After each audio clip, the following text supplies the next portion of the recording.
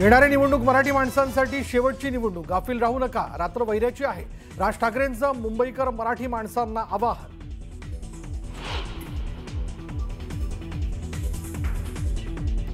अजित पवारांच्या राष्ट्रवादीनं प्रतिस्पर्धी उमेदवारांना प्रत्येकी 20 लाख रुपये देऊन फोडलं, युगेंद्र पवारांचा बारामतीत आरोप.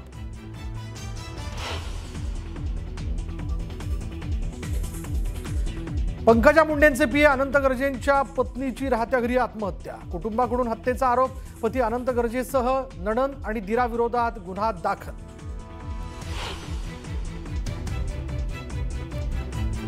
विधानसभेला मला पाडण्यासाठी भाजपनं शेकापला मदत केली, शहाजी बापू पाटलांचा गंभीर आरोप, मी लढणारी औलाद म्हणत दिला इशारा.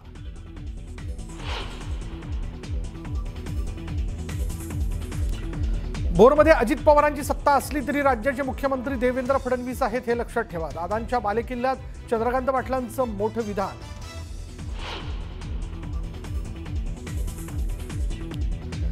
काँग्रेस तुम्हाला चिंतित करून मारल्याशिवाय राहणार नाही, बावनकुळेंच्या किंचित काँग्रेसच्या टीकेवर वडेट्टीवारांचा पलटवार.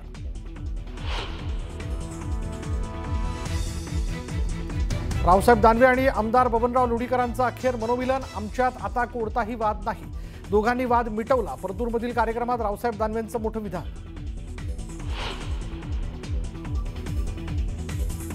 मालाडच्या मालवणीत भाजपचे कार्यकर्ते प्रचंड आक्रमक, असलम शेख यांच्या विरोधात जोरदार आंदोलन.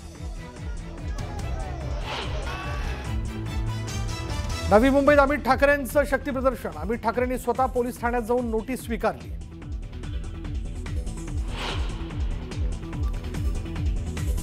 आणि ऐन लग्नमंडपात स्मृती मंधानाच्या वडिलांना हृदयविकाराचा झटका, सध्या प्रकृती स्थिर, विवाह सोहळा पुढे ढकलला.